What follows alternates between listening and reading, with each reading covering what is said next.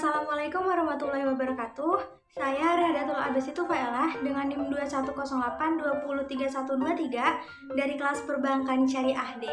Di sini saya akan menjelaskan tentang laporan keuangan. Baik, kita masuk ke definisi laporan keuangan. Jadi, laporan keuangan adalah laporan yang menunjukkan informasi tentang kondisi keuangan suatu perusahaan.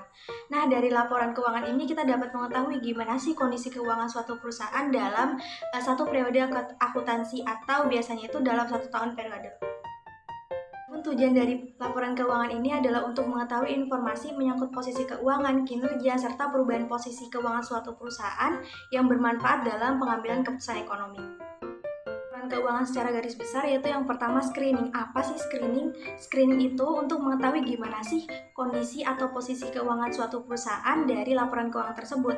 Nah, jadi kita nggak harus turun langsung ke lapangan untuk mengetahui kondisi serta posisi perusahaan tersebut dari laporan keuangan. Yang kedua yaitu understanding. Understanding yaitu kita dapat memahami kondisi suatu perusahaan, kondisi keuangan, serta apa aja sih yang dihasilkan perusahaan dari laporan keuangan tersebut. Lanjut lagi ya, yang ketiga yaitu forecasting.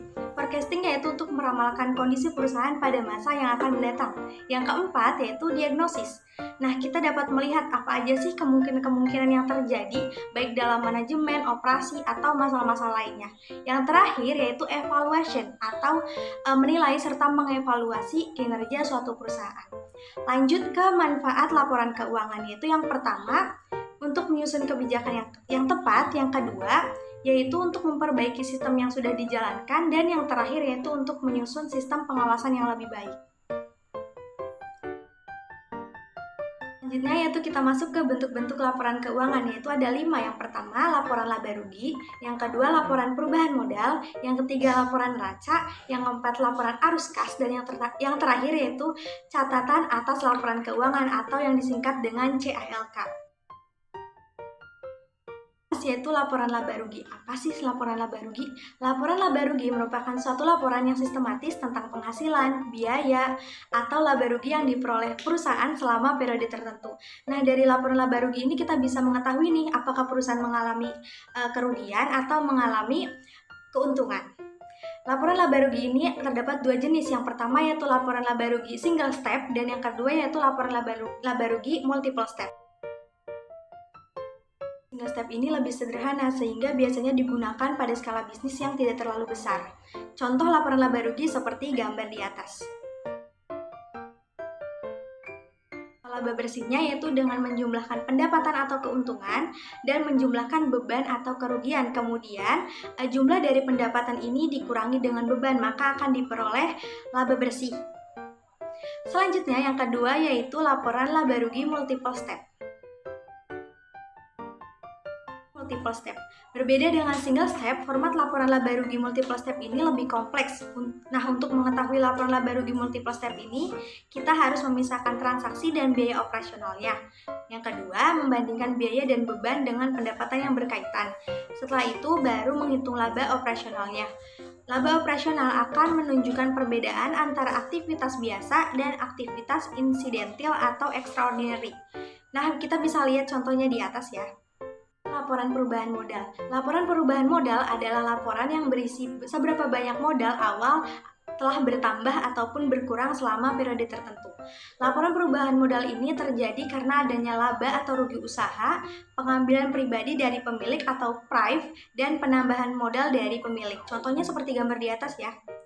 Nah, diawali dengan modal awal, ditambah dengan laba bersih, kemudian dikurangi dengan PRIV, maka akan diperoleh modal akhirnya. Neraca.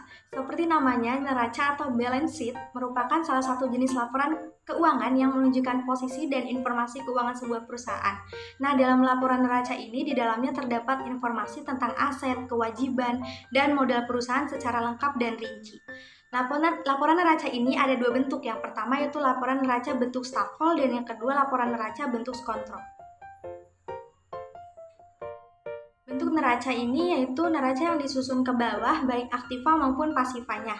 Pada bagian atas untuk mencatat aktiva dan bagian bawah untuk mencatat hutang dan modal. Contohnya seperti gambar di atas ya. Lanjut yang kedua yaitu neraca kontrol. Bentuk neraca ini yaitu posisi aktiva dan pasifanya ini sebelah menyebelah, untuk aktiva pada sisi kiri dan pasiva pada sisi kanan. Contohnya seperti gambar di atas. Laporan arus kas ini berisi kas dan setara kas yang masuk dan keluar perusahaan pada periode tertentu. Laporan arus kas ini harus melaporkan arus kas selama periode tertentu dan diklasifikasikan menurut aktivitas operasi, aktivitas investasi, dan aktivitas pendanaan. Kita bisa lihat gambarnya di atas ya. Baik, itu saja yang dapat saya sampaikan mengenai laporan keuangan ini. Kurang dan lebihnya saya mohon maaf. Wassalamualaikum warahmatullahi wabarakatuh.